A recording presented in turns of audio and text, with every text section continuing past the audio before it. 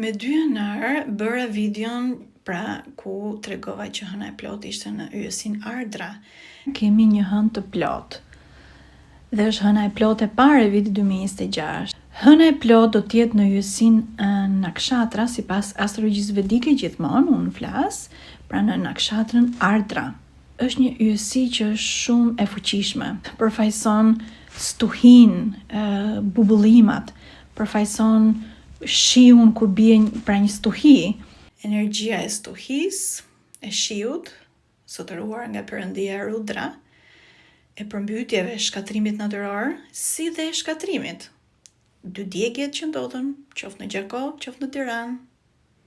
A është kjo një koincidencë? Jo as pak. Astrologjia vedike nuk gabon kurrë, është shkencë e pavdekshme. Pra njerëz do të fillojmë që të respektojmë 5 autoritetet që janë gjithmonë të fuqishme. Ti respektojmë këto 5 autoritetet që janë 5 elementet e natyrës.